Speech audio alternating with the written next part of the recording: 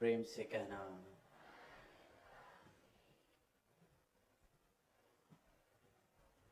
आज इस मैदान में संत महापुरुष एकत्रित हुए हैं, महापुरुषों की वाणी श्रवण कर रहे हैं।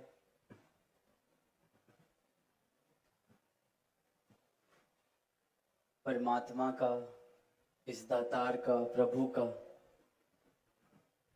यशोगान हो रहा है। अपने जीवन के अनुभवों को साझा किया जा रहा है।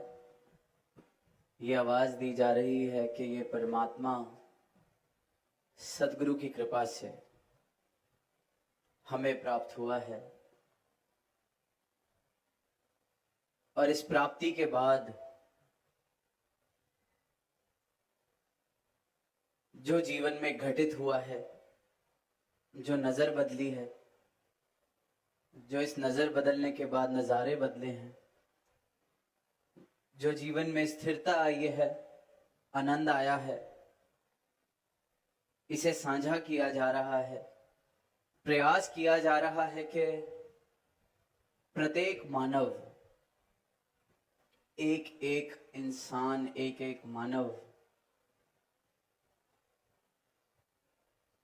जो अज्ञानता में इस प्रभु से बेमुख होके जीवन जी रहा है, उस तक भी ये आवाज पहुंचे, उस तक भी ये बात पहुंचे कि परमात्मा प्राप्त किया जा सकता है। परमात्मा की प्राप्ति इस जन्म के चलते, इस शरीर में रहते रहते की जा सकती है। ये मुक्ति जिसका जिक्र अक्सर करते हैं, इसे इन श्वासों के चलते प्राप्त किया जा सकता है, जिसे जीवंत मुक्ति कहा गया है। जहां मानवता को वैर नफरत की आग में जलते हुए देख रहे हैं, ईर्ष्या की आग में जलते हुए देख रहे हैं, इस प्रकार नफरतों ने जोर पकड़ लिया है कि अपने पराये का भी कोई फर्क नहीं। इस प्रकार मानवता जल रही है। तो संत ये प्रयास कर रहे हैं कि हर एक मानव का जीवन प्रेम, चैन, सुकून से युक्त हो सके। सिर्फ इतना सा प्रयास है, सिर्फ इतनी सी मनोकामना है। और इस मनोकामना, इस प्रयास के पीछे जो भाव है, ये भाव क्यों आ रहा है? क्या किसी पे एहसान करना चाह रहे हैं? क्या ये ऐसे भावों से आ रहा है कि हम एक बेहतर जीवन जी रहे हैं, खुद को ऊंचा मान रहे हैं और इसलिए साझी कर रहे हैं ये बात? नहीं, खुद को बेहतर तो अहंकार मानता है। संतों महापुरुषों के जीवन में तो अहंकार की गुंजाइश ही नहीं, तभी तो संत कहला रहे हैं। समर्पित हो गए हैं, इसलिए तो सदगुरु के सेवक हैं, इसलिए तो सदगुरु के दास हैं। तो ये जो भाव है कि सारी ही मानवता तक ये संदेश पहुंचे, सारी ही मानवता को ठंडक मिले, एक एक इंसान इस अज्ञानता के अंधकार से प्रकाश की ओर आ सके, नफरत वैर विरोध वाली आग से प्रेम वाली ठंडक को प्राप्त कर सके। ये इसलिए क्योंकि सब में अपना रूप देखते हैं इस ब्रह्म ज्ञान को पाने के बाद। ये कोई अहंकार वाली बात नहीं कि हम बेहतर, क्योंकि अक्सर इतिहास पढ़ते हैं दुनिया में तो धर्म का प्रचार इस प्रकार से ही हुआ है कि मेरा धर्म ऊंचा तो मैं सबको अपने धर्म में तब्दील करूंगा, इनको जीवन जीते कैसे हैं सिखाऊंगा। ये भाव अहंकार का। पर संतों के भाव करुणा वाले होते हैं, प्रेम वाले होते हैं, दर्द वाले होते हैं। पीड़ा होती है संतों के हृदय में जब देखते हैं कि मानव किस प्रकार से पीड़ा में जी रहा है, किस प्रकार से आग में जल रहा है, क्योंकि सब में अपना रूप देखते हैं, सब में इस परमात्मा को देखते हैं। जो ये भाव कहे जाते हैं कि तेरा रूप है ये संसार, तो इसके दर्शन संसार में कर रहे हैं। इसलिए फिर ये मनोकामना, इसलिए फिर ये प्रार्थना, इसलिए फिर ये प्रयास कि सबका भला करो भगवान, सबका सब विधि हो कल्याण। ये कल्याण सबका इसलिए मांगा जा रहा है क्योंकि सबके भले में ही हमारा भला है, सबके सुख में ही हमारा सुख है। सामने वाला भी मेरा ही रूप है, मैं भी सामने वाले का रूप हूं, क्योंकि हमें बनाने वाला एक, हमें विचरने वाला एक, हमें चलाने वाला एक। जब ये एक ही हर थां पर है तो फिर करुणा वाले भाव आते हैं, प्रेम वाले भाव आते हैं। प्रेम से सामने वाले की जलती हुई जब जीवन को देखते हैं, जिंदगी को देखते हैं, तो अपने भाव संतों के भी हृदय पिघल जाते हैं कि नहीं, कोई भी मानव इस आग में ना जले। हम भी जल रहे थे, हमें ठंडक मिली, हमें ये प्राप्ति हुई। हमारा जीवन प्रेम से युक्त हुआ, आनंद से युक्त हुआ, सबका जीवन युक्त हो सके। तो जहां ये प्रयास करते हैं वहीं इस परमात्मा के गुणों का बखान भी करते हैं। परमात्मा की कृपा, परमात्मा की प्राप्ति, सदगुरु की कृपा, प्रयास करते हैं शब्दों से जन जन तक पहुंचाने का। पर वहीं एक दुविधा भी हर संत की है, हर महापुरुष की है। जिसे शहंशाह जी ने भी अवतार वाणी में लिखा कि एक जुबान ही तो मिली है, पर लाखों ही गुण, अनंत अनंत कृपाएं, तो एक जुबान से जिक्र किया तो कैसे जाए। कितनी ही बात कर लेंगे, कितना ही कह देंगे। तो जहां हृदय तो चाह रहा है कि सब कह दें, सब बता दें, जितना बोल सकते हैं, जितने इशारे दे सकते हैं, जितनी इस परमात्मा ने लियाकत दी है, पर वहीं अपनी बेबसी भी बताते हैं कि इस एक ज़बान से इस परमात्मा का जिक्र किया कैसे जाए। इस एक ज़बान से इसकी लाखों अनंत गुणों का बखान किया कैसे जाए। और कर भी दिया तो ये ज़बान, ये शब्द पूरे कैसे पढ़ें, क्योंकि ये तो निशब्द है, ये तो असीम है। मेरे शब्दों की सीमा है, मेरी सोच की सीमा है। मैं इसके गुण गाने भी लगूं तो मेरी सीमा है, तो मैं इस असीम के गुण गा भी कैसे पाऊं। तो बड़ी दुविधा संतों की रही है। प्रयास करते हैं और हर प्रयास के बाद सोचते हैं और कहते हैं कि कहना तो चाहा पर कह नहीं पाए, क्योंकि कहा जा ही नहीं सकता। इस अनंत का बखान मैं कैसे करूं, इस निराकार को मेरे शब्द आकार में कैसे बांधें, बांध ही नहीं सकते। इसलिए तो निरंकार है, निराकार है। मेरे शब्दों की भी सीमा है, आकार में बंध जाते हैं। तो ये प्रयास करते हैं, इशारे करते हैं, अरदास करते हैं कि हे प्रभु कृपा कर, हर एक के जीवन में इस प्रकार बस जा कि तेरा अनुभव हो सके। इसलिए बार बार कहा जाता है कि ये परमात्मा अंदाजों का विषय नहीं है, अनुमानों का विषय नहीं है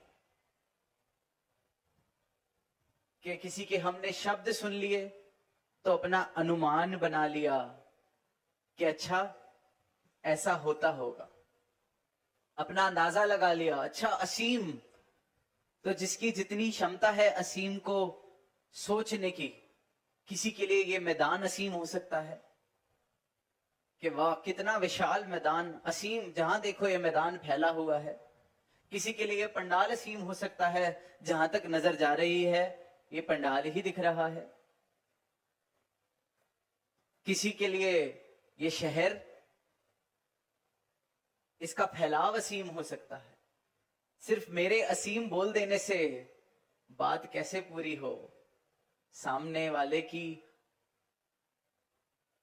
जो सोच है उसके लिए असीम का क्या मतलब है, वो उस हिसाब से अंदाजा लगाएगा। इसलिए दास बार बार कहता है परमात्मा कोई अनुमान या अंदाजे का विषय नहीं, ये तो अनुभव की बात है, प्राप्ति की बात है।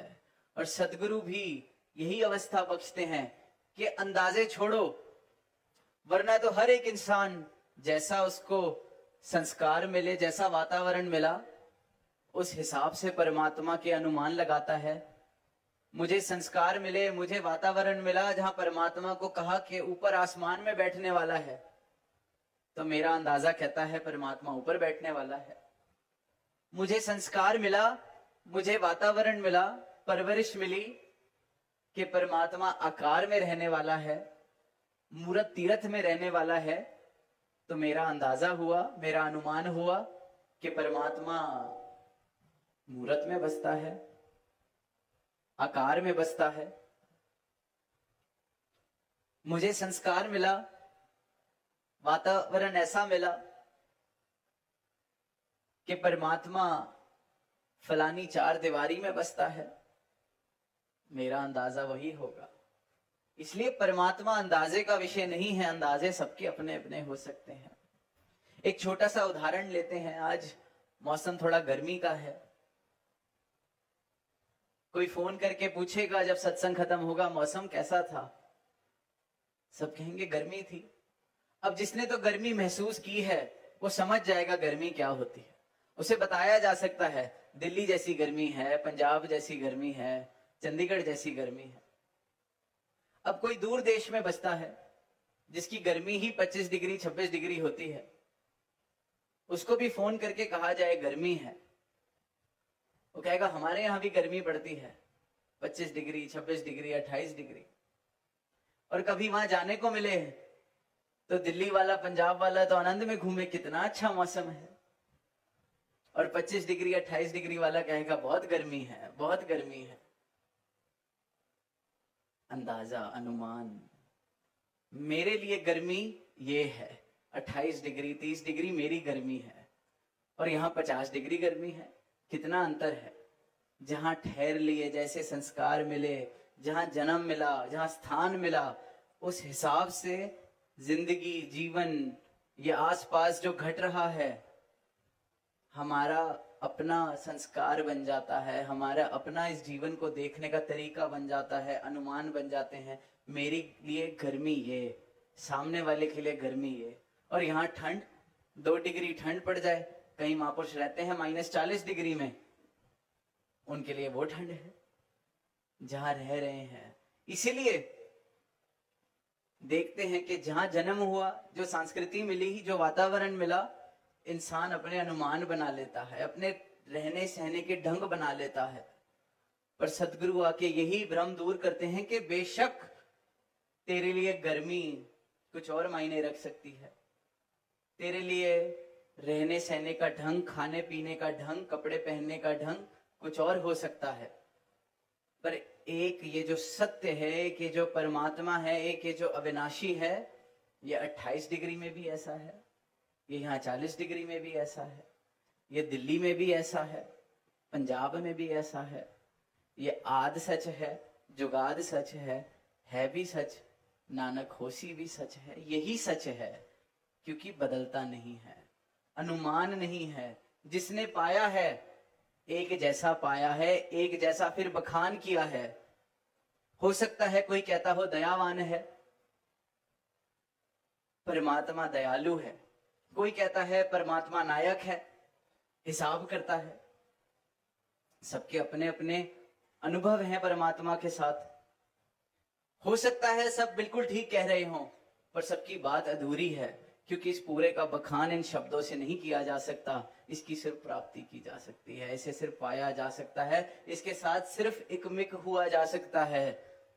और ये इकमिक होना इस जीवन में जीते जीते मुमकिन है, इन सांसों के चलते चलते मुमकिन है। अपनी मैं को मिटा दें, अपनी होंद से जो छूट जाता है, अपनी होंद को जो छोड़ देता है, वो फिर इकमिक होता है।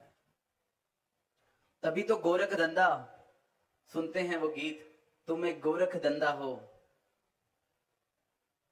क्योंकि जिसके लिए है उसके लिए हर थाह में है, हर जर्रे में है, हर पत्ते में है। जिसके लिए नहीं है उसके आगे कुछ भी लाके रख दो, उसके लिए नहीं है। हो भी नहीं और हर्जा हो, तुम एक गोरख धंधा हो। ये ऐसा गोरख धंधा है, जब तक हैं तब तक इसकी रमज नहीं समझ आ सकती। तब तक यही मेरे लिए आसमान में बसने वाला, मेरे लिए आकार में बसने वाला अनुमान है, अनुमान है। और परमात्मा अनुमान नहीं, परमात्मा प्राप्ति का विषय है, अनुभव का विषय है, एक मिक होना है इसके साथ। एक कहानी दास को याद आ रही है कि ऐसे ही एक बहुत बड़ा दार्शनिक होता है। अक्सर देखते हैं या पढ़ते हैं तो दार्शनिक अनेक अनेक सवाल कि जीवन जिंदगी के विषय पे ऐसे ऐसे सवाल सोचने पे मजबूर करते हैं। आओ इनका रास्ता ढूंढे, जवाब ढूंढे, शब्दों में, सोचों में इस जीवन को बांधने का प्रयास बखूबी किया जाता है। ऐसे ऐसे विषय जिन पर इंसान सवाल करता है, सोच करता है, उनके जवाब देने का प्रयास करते हैं। एक बड़ा प्रसिद्ध दार्शनिक परमात्मा के विषय पर इसी प्रकार के सवाल, इसी प्रकार के प्रयास, जैसे दास ने कहा, ये असीम है, इसको सीमित कैसे किया जाए, निशब्द है, इसको शब्दों में कैसे बांधा जाए। अब वो भी प्रयास कर रहा है।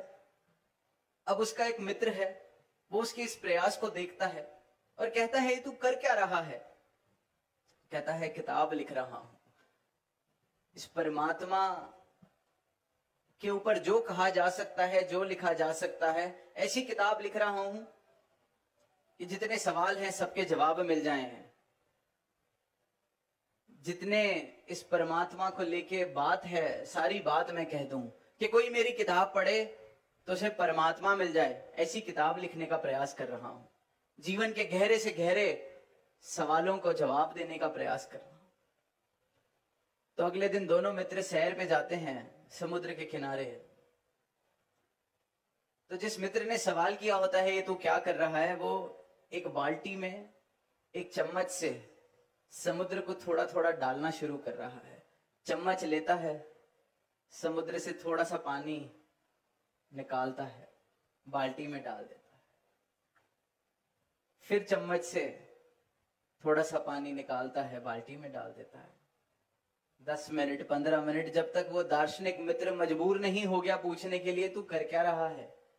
कहता है, सारे के सारे समुद्र को खाली कर दूंगा, चाहे जितनी बाल्टियां लगे, चम्मच से भर दूंगा, समुद्र खाली कर दूंगा। ये एक बाल्टी भरने वाली है, फिर एक बाल्टी और लाऊंगा, उसमें इस समुद्र को मैं खाली करने का आज प्रयास कर रहा हूं, और तभी उठूंगा जब ये खाली हो जाए। कहता है, मूर्ख, ये मुमकिन ही नहीं है, तू कर क्या रहा है? कहता है, जब तू एक किताब में इसको बांधने का प्रयास कर सकता है, दावा दे सकता है कि अपनी किताब में इस परमात्मा को बांध लेगा, समझा देगा, तो फिर ये समुद्र क्या चीज है? कहता है, इस समुद्र की तो फिर कोई सीमा है।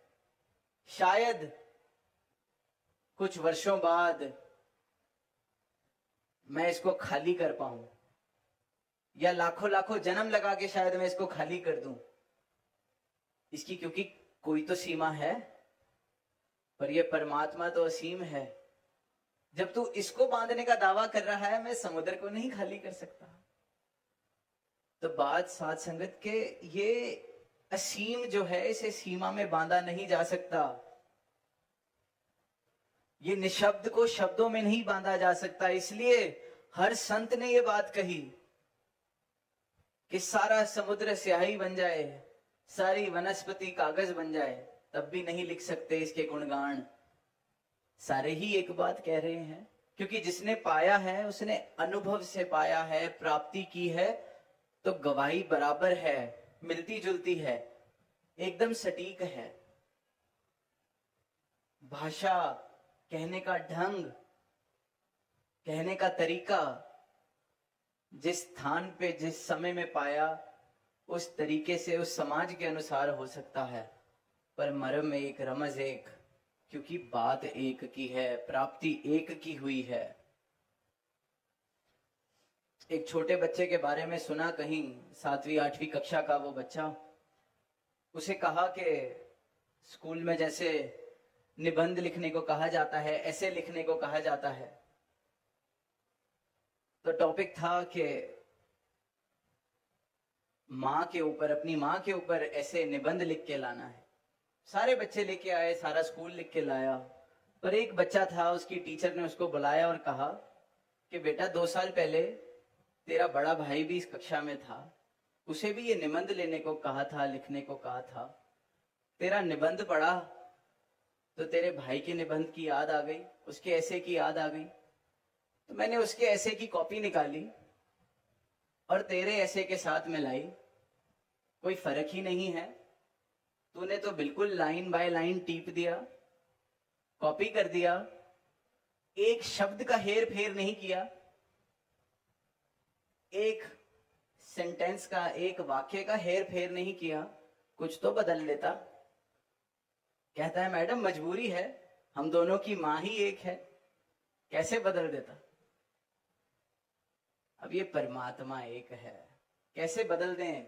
जिसने पाया है इस एक की एक ही बात करेगा, तरीका जो मर्जी हो, पर जिसने प्राप्त कर लिया है, देख लिया है, उसे कोई फर्क नहीं दिखाई देता।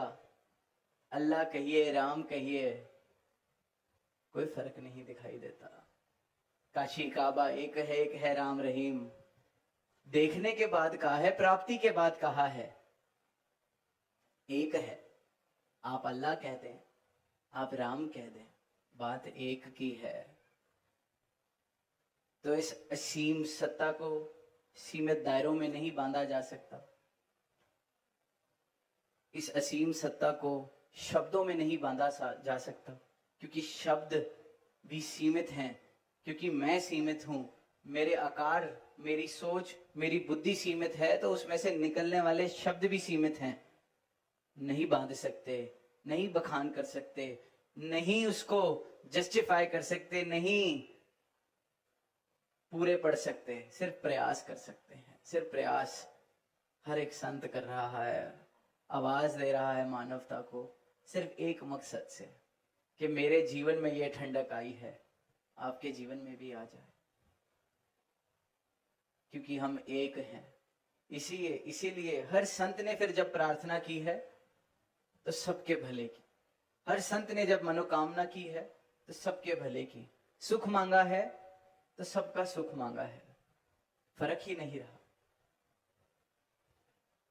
वसुदैव कुटुंबकम वाले जो भाव है, सिर्फ शाब्दिक नहीं, सिर्फ नारा नहीं, इस ब्रह्म ज्ञान की प्राप्ति के बाद, सदगुरु की कृपा के बाद जो नजर मुझे मिलती है, फिर ये बोध बन जाता है, ये समझ बन जाती है, ये जीवन जीने का ढंग बन जाता है। तो प्रयास करना मुबारक है, क्योंकि हमारी भी मजबूरी, सबकी मजबूरी, बताना भी चाहते हैं, गूंगा गुड़ का स्वाद बताना भी चाहता है,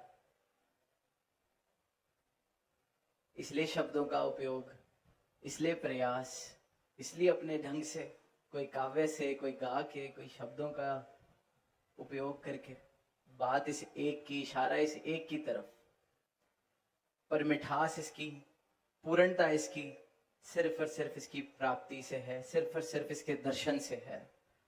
परमात्मा का जिक्र सारी दुनिया बेशक कर रही है और बहुत मुबारक है, परमात्मा को पूज रही है, बहुत मुबारक है, पर वो अधूरे प्रयास हैं जब तक इसके दर्शन ना हो जाए, जब तक इसकी प्राप्ति ना हो जाए।